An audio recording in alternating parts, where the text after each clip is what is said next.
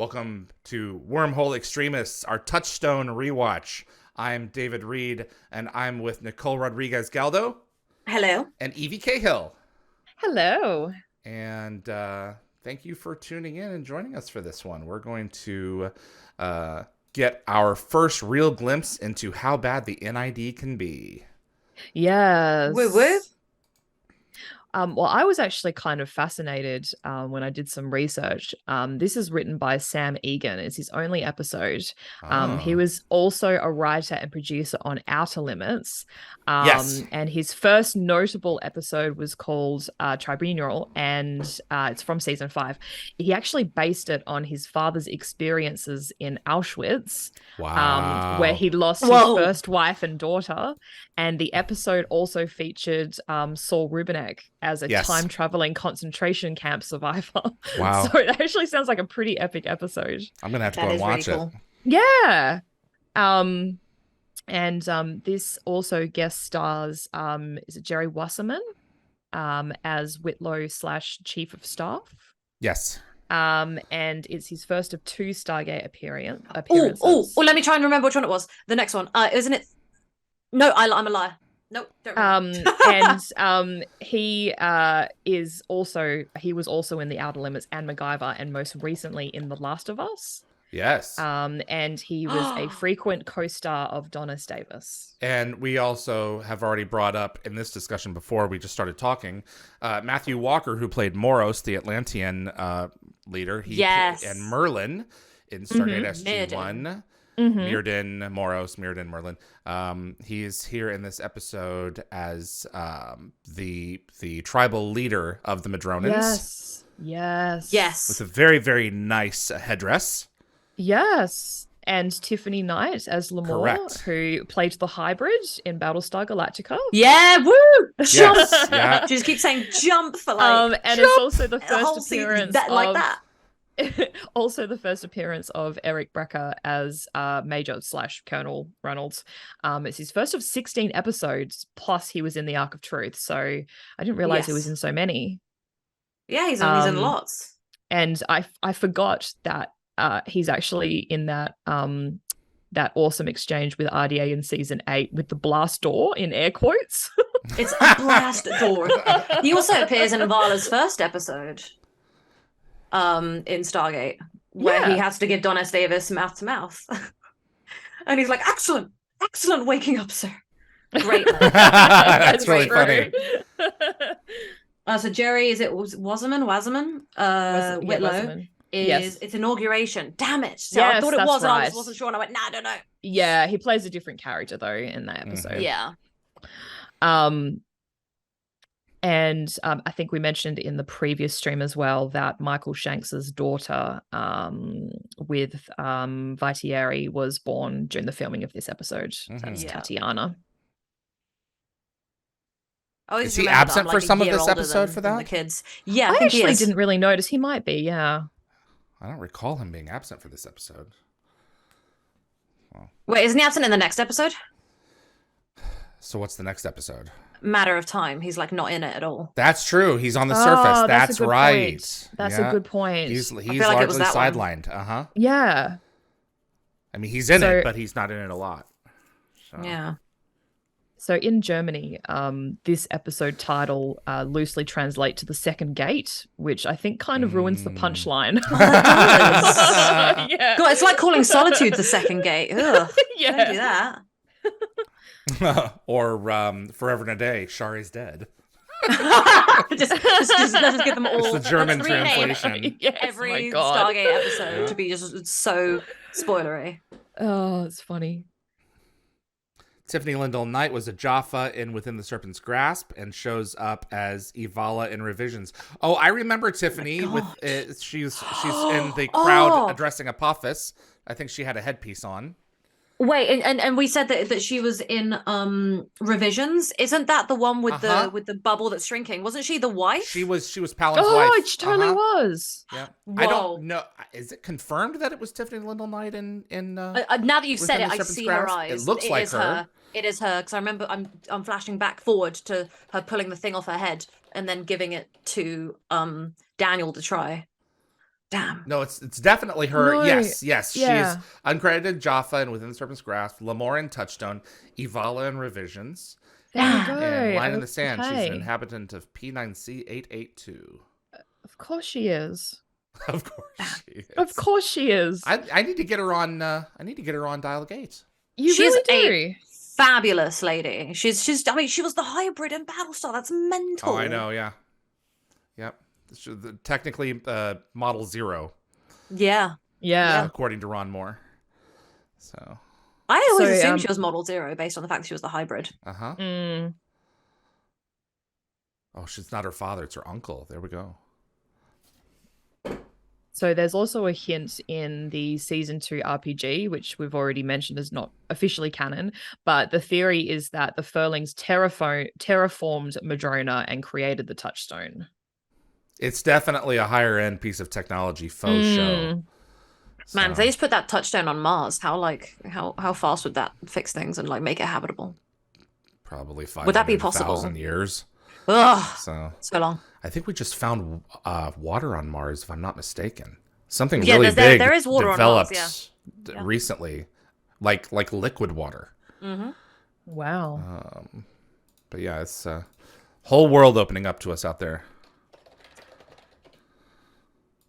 Yeah, there's so many interesting little things that happen in this episode. I'm excited for it all to unravel. Yes, remnants of a modern glacier have been found near Mars equator, suggesting ice may still exist at shallow depths in the area. And where there is water, there is life. That's true. It may not be intelligent life, but I mean, I'd assume they'll find, algae or shellfish or something. So, anyway. That is fascinating. Space. Yep. So kind of already touched on this, but this episode is the precursor for many future episodes. Yes. Sort of culminating in season 3's Shades of Grey. Yeah, this is the really big episode that introduces Earthside drama. So, yeah, this is the thing. So I really do NID. It. Yep. Yeah. It's the rogue NID that morphs into the committee and then the trust. They called them the committee, really? Apparently, at one stage they were called the committee. I like the fact that I like the Earthside drama sometimes because it's just different, it's interesting, and it's just nice and refreshing to see. And I like that this is quite a serious episode where like something quite dramatic has happened, but it's not like end of the world dramatic. It's just like it's not end of our world. Yeah. But I like that. It's refreshing. A lot of people do not like Earth-based episodes. I love them, so those people can, disagree with me all they want. Yeah, I don't love all of them, but I guess this one's not 100% all like Earth-based, but the majority of it is, and I like this episode a lot. Yeah, I think as I've gotten older, I've come to appreciate the Earth-based ones more because again, it's that whole thing of like they're very limited with set because they have to kind of do everything on base. They've got to find a way to be creative. Matter of Time is an entirely Earth-based one, and that's a banger. Exactly. So. Yeah. And Fifth Race is also basically put it out Earth-based there as well. And say that I think A Matter of Time is probably one of the best Earth-based. Yeah, episodes. As is Fifth Race, because they only go off world like right at the beginning and right at the end. Yeah, but it's Earth-based because of alien implications. Yes, I'm not talking. True. I'm more specifically referring to Earth-based because of Earth implications. Political intrigue, aka. I think I like when they're Earth-based, as in when they stay in this area. When they leave the base, I'm a bit more like, oh, get back on the base. I don't like when you go outside. Lockwatcher says Kamani Ray Smith, uncredited Madronan Guardian, was Rainbow Sun Franks' stunt double in Atlantis. Ah. Throwing out the little tidbits. So many facts. So I think Hammond's already mentioned the president being unavailable. Mm-hmm. Did I miss that? So I guess it's more of a question. So who's orchestrating the president's schedule to keep Hammond and him apart? Do you think it was someone involved with the NID? Like, probably. How far up does this conspiracy go? Oh, very high. Very high. It's Kinsey. There would have to be people in the White House. I think it's above. I mean, working with Kinsey, yes, but I think it would even be above Kinsey. No, as in I'm saying like Kinsey's going to eventually they weasel still his are way. Full steam ahead. Yeah. So I'm saying Kinsey's a clear indicator of how high it already is. So I love how they bring it to Earth and it starts screwing things up here. Yeah, I would say based on current Australian weather patterns that the Touchstone is definitely in Queensland. I don't know. We've had tornadoes here in the Midwest this week. I know you have. That's just awful. What? They've reversed engineered the thing. England is the best country. We never have anything go wrong here in terms of weather. So the Touchstone's definitely not here. I don't think I could do without sunshine. We have sunshine. We have so much sunshine. It is a lie when they say there is no sunshine. It's too sunny in this country. Don't talk to me about too sunny. I wish it was. Look, get Alexis Cruz on, right? He will tell you the 3 weeks he was at my house, it was god awful how hot and sunny it was. That's because he brought it with him. Miserable. Yeah. Shush, David. Well, I got the tail end of that and it was pretty awful. You did. Evie arrived and was like, this is horrible. This is Australia. I hate it. Yeah. Here we go. They put it together faster than I thought they would. Yeah. Yeah. Oh, love it. Yeah. Mm-hmm. So this kind of hints to, I guess, an insider working within the SGC. So Mayborn may have obviously been privy to some of this information. Yeah, do you think they this have to could plan it? Yeah. Do you think this could maybe be an early hint to Makepeace's involvement? Oh, it is. Makepeace is part of them. Yeah, I know he's part of them, but Yeah. like he would be there. He would be on site. So I would definitely say like they got man on the Makepeace for sure. I agree. Yeah. Yeah. I think that is the case. Well, if he's not been assigned, he can't ask to be assigned to something like that. So he probably let them know, look, no one here is going to be able to pull this off. You're going to have to use the second gate to get it. So Yeah. Yeah. I remember season 8, they had that scientist come in who works on the gate briefly and then puts that device on it that beams it away. And it's like, that's how in there they are. It's really scary. I mean, when you're told, we just want technology to defend Earth. That's all. Yeah. I mean, regardless of the political machinations, you can understand how like a libertarian-minded person might be persuaded into that. So yeah. Lockwell just said, if that is the only thing keeping your planet's weather, maybe you should have a spare. I don't think it works like that. That is funny, though. I love the way he's like, do you know what color this phone is? Like that's how desperate he is.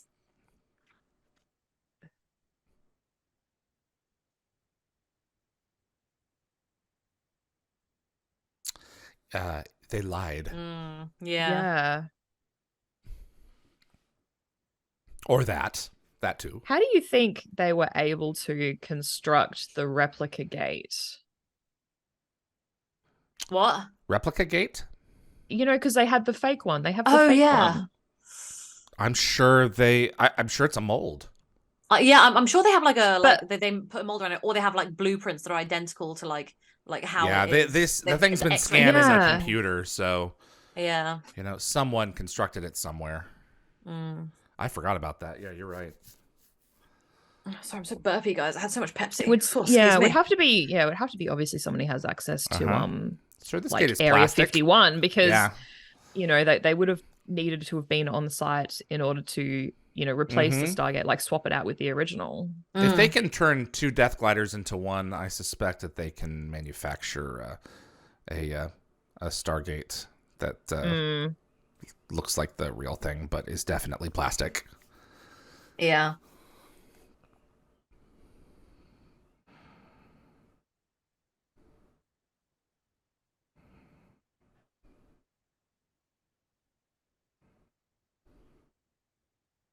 IMDb says Michael Shank invites Yari Hershon's daughter Tatiana was born during the filming of this episode. Interesting. Exactly. Maybe he had to get to know his daughter a bit and hang out with her, so he missed a matter of time in order. He's definitely not a lot of in a lot of this episode. So and he's like in none of the next one either, for this one, and then he also had paternal time in a matter of time. So that would make sense. Yeah.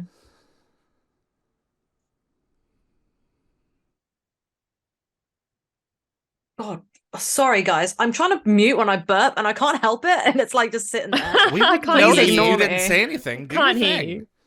Oh. Do you have any idea what things I do to myself over here? Well, no, I'm kidding. I'm never I'm drinking kidding. Pepsi during a stream I've again. stepped away to blow my nose twice. And the second time I came back and all the inputs were muted.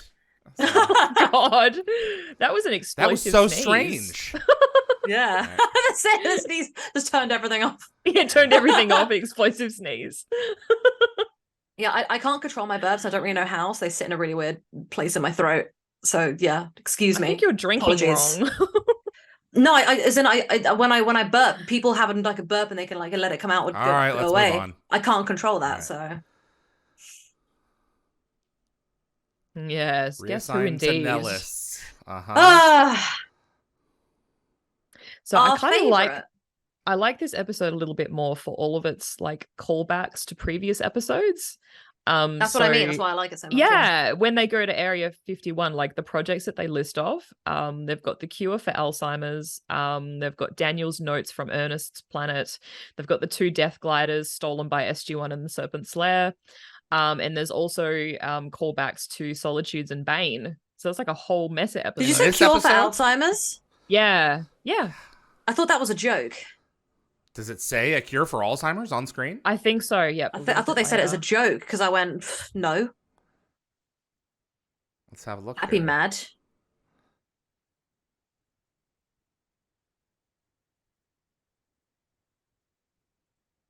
I feel like there's certain things that would like break the reality of Stargate in that it's supposed to be our world. If they actually cured Alzheimer's, it's not actually accurate to what our political. Well, they're just working to world. cure Alzheimer's. Okay, I'll take that. We can just show up. So let's go show up. I was gonna say, yeah. You don't need to ask. You're Need some documents SG1 delivered. Oh, but I just have some documents. Yes. Definitely. Jaffa escort. I love how this exchange is like all completely straight-faced. So there's all these trees here. So like Area 51's in a desert. Desert. So I don't think there'd be all of these like Canadian. Hey, what if they trees in just the planted background. the trees around because they wanted something nice to look at instead of desert? Let's go with that. And look, is this Reynolds? That is Reynolds. Yes, Major Yes. Reynolds, later Colonel Reynolds. My boo! He From got such a GateCon? promotion. Yeah, Yes. yeah. That wide shot of the GMC pulling up a minute ago, that's used a couple of times later. Ah. So Well, I every think time we see Area 51. Eric, I think he auditioned 4 or 5 times before he was cast in this role. Well, he is 10 out of 10, so I'm all right with that. I'm glad he got it. Yeah. Well, 16 episodes plus the Arc of Truth. Like, that's huge. Every time he appears, I'm always happy. I always wondered if they intended to shoot them silhouette or if they forgot to bring Potential some lights. cure. There we go. Mm. Yeah, it's very dark there. Oh, so it was in dialogue. Okay. Yeah. So there's also a little bit here where Jack mentions about the little green men. There are no aliens in Area 51. Yeah. So apparently when the script was reviewed by the Air Force advisories, they didn't like the wording. So they ended up having Yep, they had adjustments. having Major Reynolds say, there's no alien life forms at Area 51. I love that this is going to lead to season 4 at some point. I think that's really cool. Yeah. Was it Tangent? Was that the episode? Tangent ties back around, yeah. This is great. Like, it just bridges all the stuff they've done and going to planting do. seeds. Yeah. Yeah. I love really bridge like that episodes. The the film Independence Day was going to receive support by the Air Force only if there was all removals removed Area 51 from the script. Yes. And they said no, and the Air Force said see ya. So I was always curious as to why the Air Force allowed Area 51 to be used in this way by the show in the second season, but apparently, that was their compromise. That was their compromise. Yeah. It's our boo, guys. I love him so much. Oh, hey Tom. He's so lovely. Oh boy. Whoa. Oh dear. And here comes the meme. I love this line. That's the way he just pats himself. Tom's face. You could literally tear him limb. Daniel limb back for there just limb. being like, whoa. Jesus. Giandiata joined late. She's not feeling well. She slept through the first half. That's okay. Hello, Giandiata.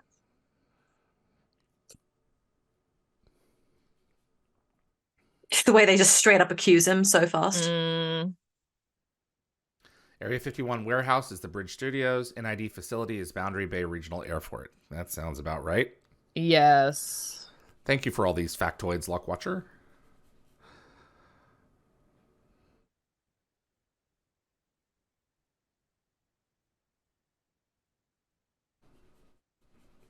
He's a good liar. Yeah, we're on to you. Yep. You wonderful man. Eventually. Be less cryptic with your questions. Where's the damn touchstone?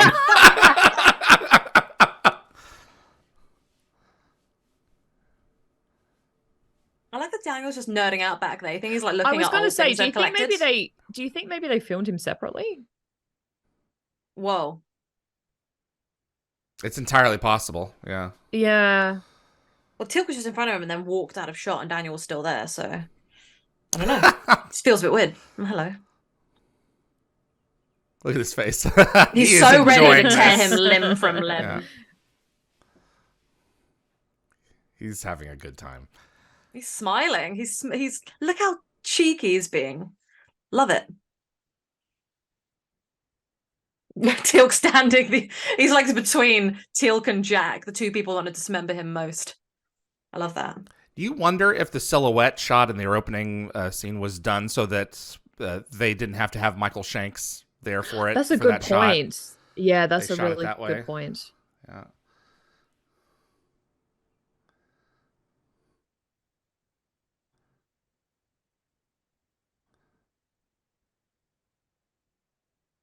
Give it a little tap. You think that they would have made it at least metal so that someone couldn't... Yeah.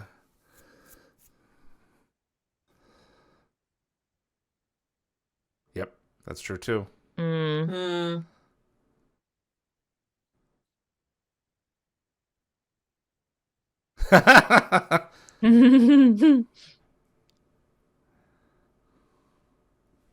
Yeah. This is plastic. Yeah, we got a problem. Oh, don't act like you didn't know. Yeah.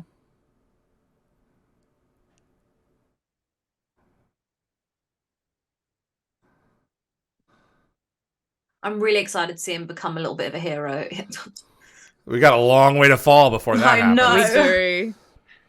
This makes me sad seeing him like this.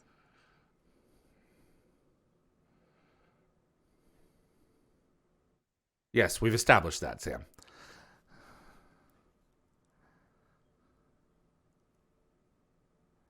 We got problems. Yeah.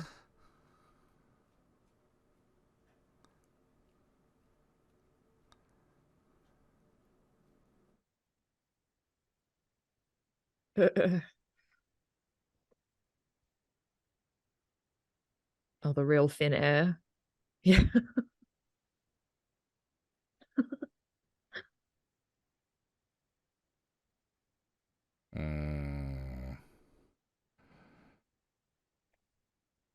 I was going to say that, treason. Like, that is a big deal. Yeah. He's basically just showing him his hand. Within the military. Oh, boy. Oof.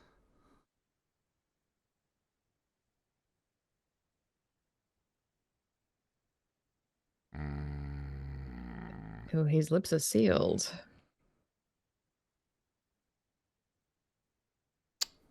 Oh, shoot. This is so like creepy and unnerving that we don't know who's behind the scenes. Well, it's what's scary about it, you know? I mean, we just be don't anyone. know, right? Yeah.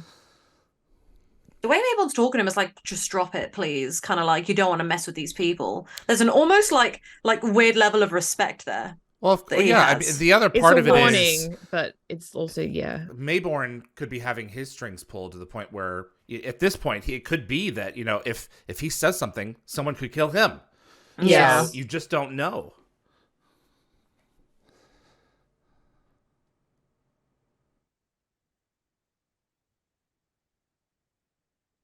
this is all very Cloak worrying. and daggery.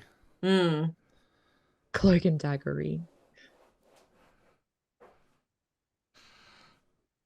Gene Diotta said, I always wondered if Mayborn didn't know. And then later Gene Diotta says, forget my theory.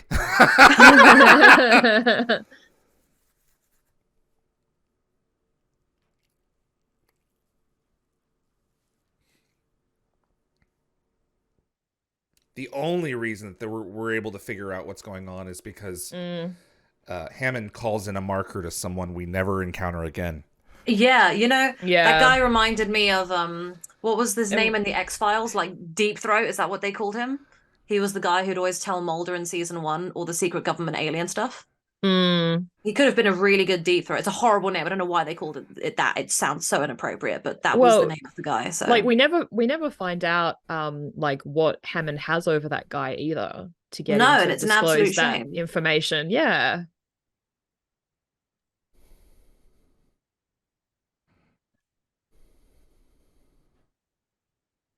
Jed Ted said, what is the Stargate made out of IRL? Plastic, because didn't Pierre Bernard go on and he started the behind the scenes and he taps it and goes, wait a minute, this is plastic. Yeah, so, correct. There you go. And I know the Atlantis one is rubber because the same behind the scenes Martin Wood shows us. Well, it's fiberglass. Most of it's fiberglass. Oh, yes. Okay. He said rubber, so I just went with that. So yeah. So why do they choose to overload the Madrona gate to send the Malp through? Because there's no reason they specifically have to use the Madrona gate, because especially considering like the terrible weather conditions. Well, it's the one standing set right now for this episode. Evie. Yeah. Well, I mean, like if you want to be reason, if you want to look at it that way. But I was looking at Reddit and someone said, hey, why don't we use the gate of Madrona where we're accused of theft, might be arrested or attacked by the locals, and the planet has low visibility due to a blizzard? That sounds perfect. A, cost cutting, so you don't have to build a second site. B, we're checking in on just how bad it is here so that we are endeared even more to the locals. Mm-hmm. Jed Ted said the smoking man, but no, I'm actually referring to a different guy. I know the smoking man is one guy, but man, but I'm actually referring to a guy that leaks information to Mulder consistently through season 1, and they meet, and I think his name was Deep Throat or something very sexual. So you're not talking about the cigarette smoking man from the entire series, right? No, okay. I'm talking about the one guy you see in season 1 who is always reporting to Mulder. Interesting. Because I really liked him and I wanted to see him come back. And this guy here reminded me of that guy. I love how they don't consider evacuation of these people at all. I know. Yes, I was going to say, move them for a while. Why didn't they bring them back to Earth? Yeah, until things have calmed down. Or calmed up. Oh my god, that was great. Nerdy. We made the same joke.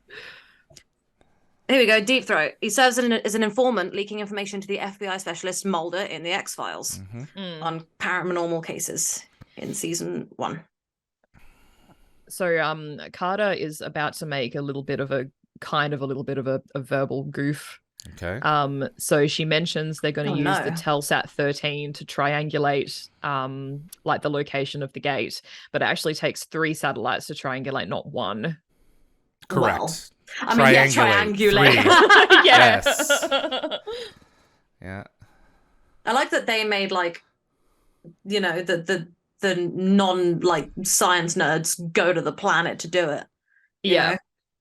I guess you can only really trust SG1 to do it because you don't know who to trust. Yeah. And this is the whole like the light of the Stargate isn't lighting the room. Like what did they send through? Is it a Malp?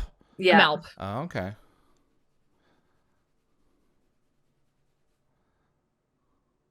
There you go. 1 satellite. Okay.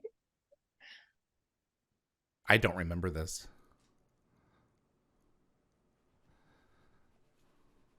They blew it away.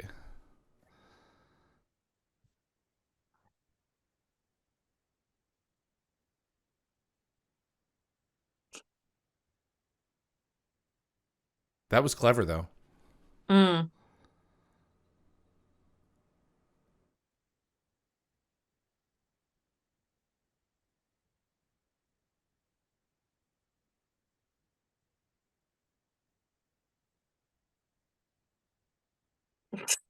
Hey, it's something. How many warehouses are there in southern Utah you could fit a Stargate in? You'd need a base, because Yeah. you'd have to have a C5 Galaxy to move the Stargate. I was gonna say the plane, right? So yeah. Hill Air Force Base and Dugway are the only two military bases in Utah.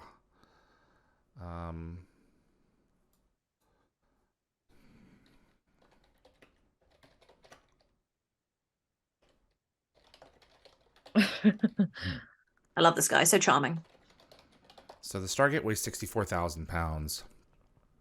Wow. A C5 can have a cargo load of 281,000 pounds. Holy Christ. So it can carry several Stargates. Jeez Louise.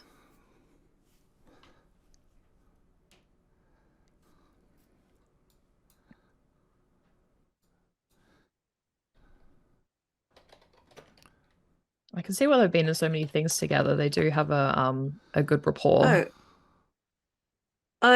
People are saying that they're watching the stream, but they're not seeing anything on the screen. I've got YouTube up on my phone, and I can see Touchstone, and I can see the timer going.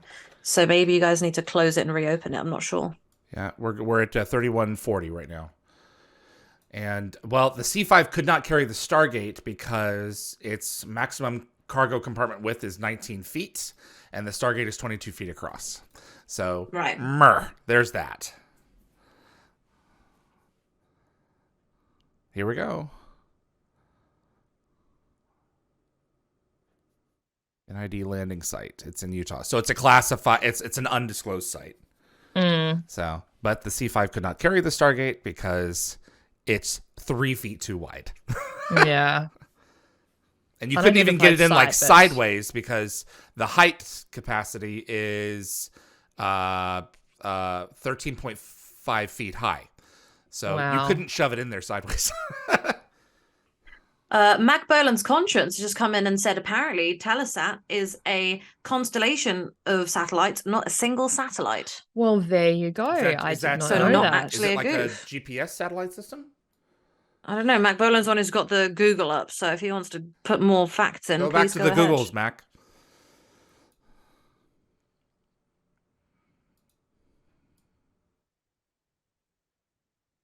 Juicy, Hammond. Look at you with the loopholes. Yeah, so he says not to fire, but he doesn't say anything technically about zatting. Mm-hmm. But they don't use the zats, which is interesting. Would you take a chopper out there if they know that you were coming for them? I don't think I would. No. I would not gonna get on a helicopter. Dan Ben said they can put the Stargate on top because they did it in they put it on top of an airplane in one episode. That is a good point. They did do that. But that's going to be pretty obvious when you're flying away with something like that. So. Look, David, I'm trying to find a solution. Okay, I do accept that. Yeah, they could like put it in a excellent. Thank you, Dan Ben, for fixing this problem. But they put it on top of a 747. So. What is the carrying capacity for a 747? Well, actually, it wasn't even that. It was the X-302 had it attached to the bottom. The F-302 to the Stargate to the 747. And then X-302, sorry, yes. So and they it was had to get it up to a certain height first.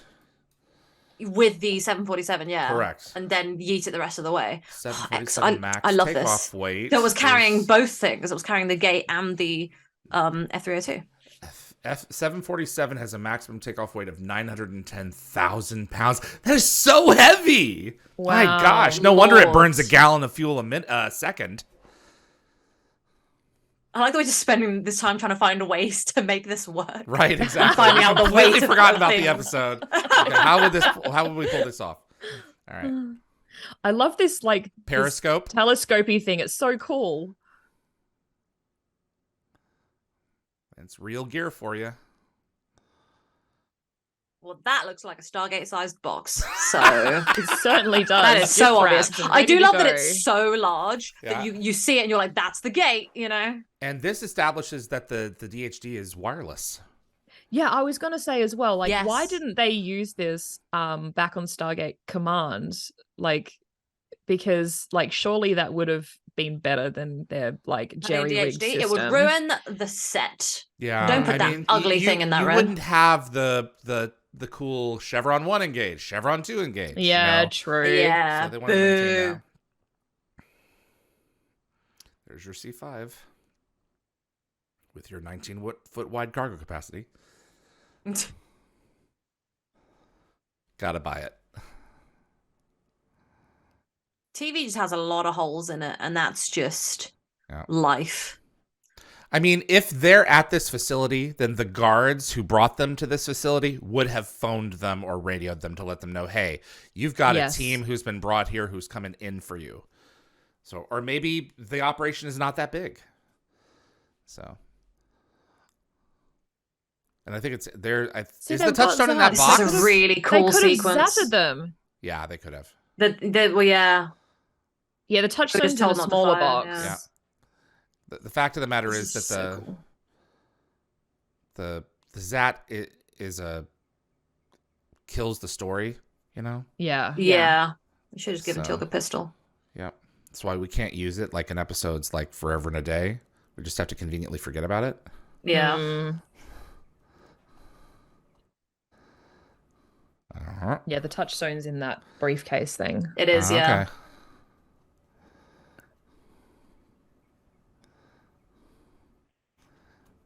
And apparently, Christian Boucher's character Newman is among these guys. So sorry about having to return fire, sir. Yeah.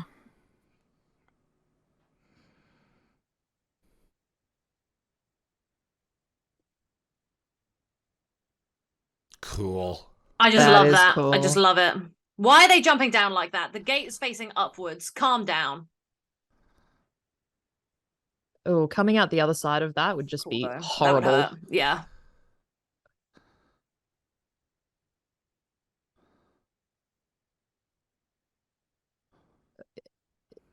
None of them returned fire. No. I don't know what he's talking about. I don't think you want to shoot SG1, you know? You're already enough trouble as it is. Probably wouldn't have helped anyway getting the address because they would have just gone to another planet. Gone to a different address. That's what I was thinking. Oh, I would love that prop. Yes. I want it. Love it so badly. Did you ever sell it? No, the touchstone was long gone before we got it. Yeah. Well, I hope it's been enjoyed by whoever. I hope has so it. too. Yeah. I don't mean to like sound really like insensitive, David, but like when you pass away, do you have a will of like where your Stargate is going and like can I be in it? When I get a little bit older, I will have one. I'm probably going to return a lot of this to MGM. Well, at least put something aside for me.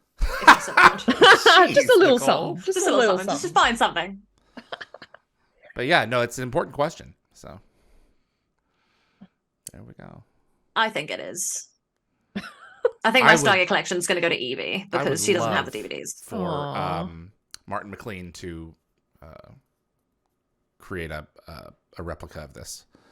I really don't like the way he puts that back. It just looks like he really didn't put any work into it. He reset the position to 0. Looks like.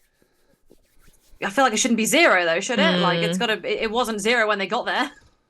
And it's being like corrected. The triangles will fix everything, guys. Yeah. Is that what they were? Triangles? Yeah, they look like little triangles. Oh, I didn't pay attention. It is purple, and the furling technology is purple. So that's true. The thing that kind of just is like a little gripe of mine is it doesn't look like this touchstone is supposed to go into that statue. Okay, I was about to make the same. It fits into the hand weirdly. Yeah, I agree. I have the same gripe. Her hand is also very strangely posed. You don't think it goes there? No, it's just something it just looks it. Weird to me. I feel like they should have made the palm flatter if they're going to put a flat thing on top of it, you know? Yes. Oh, you guys are driving me nuts. I know. Like I said, it's a small gripe. It doesn't actually affect the storyline in any way. I was saying Evie and I don't always agree on a lot. I was saying this yesterday to Jeff. I was like, Evie and I don't always agree on a lot, but there's one thing we always agree on, and that is food. So that is our like peaceful time where there'll be zero problems. And apparently silly little gripes in Stargate too. So add that to the list. Paying attention this time.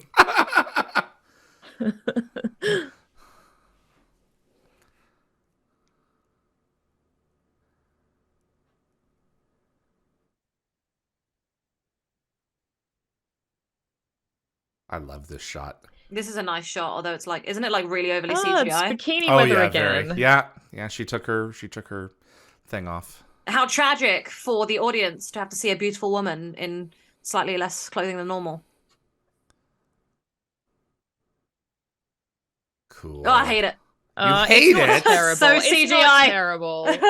What's getting me is like the ferns or whatever they are. The plants are moving weirdly, but it's not a huge issue for me. Luckily, we only see it for a second. This is one of the few episodes that have a tag. Like it didn't cut to end titles after that shot. Oh yeah. That's true. Yeah. Yeah, to establish that this is an ongoing story. Everything said in this scene is not necessary. We all know it. But yeah. It's just hey, keep your eye out on the future.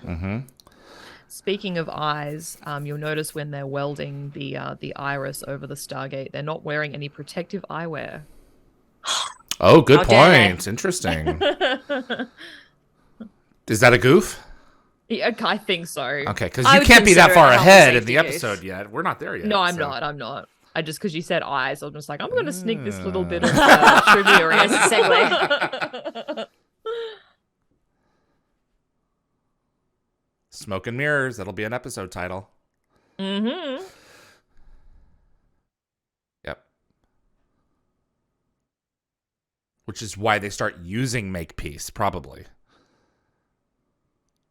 Those guys look like they're wearing. They look like they're wearing eye protection. I think they maybe the goof was mainly the people around them not wearing any protection because they're still quite close to the sparks. They should back up. Like the Hammond's there to oversee it being done. I'm assuming they did the earlier scene and this scene in the same day in order to save time and money and effort. Because all the same people are here except Hammond's here now. And they just change their outfits. Mayborn's basically showing his cards here. He is. He really is. They are some ugly pretty cards. Pompous. Yeah. I mean, and what would prevent them from, just making another plastic Stargate and putting a cover on that one? Literally. So, but it does work because now that they shut off his operation, they have to start using plants underneath the nose of the SGC. So. Yeah. Good episode. Show. Yeah. We're finally starting to get into some really interesting... Excellent episode. I really don't like season 2. I'm so happy. We're getting to the good stuff. It hasn't been as painful as I thought it would be, but Bane, oh my god, that was so hard to watch. I was like, I have nothing to say. Look, I'm just full of 350 hours of television, you're going to have some clunkers. Yeah. So it's a simple that's what I say to people. I'm always there's Stargate. Such a small number of stinkers, really, when you think about it. Yep. Yeah. Literally, like in a percentage, there's a lot of stinkers, but actually in the whole scheme of things, it's nothing. So good job writing, team. Absolutely. Written some good stuff. Thanks for watching Touchstone with us.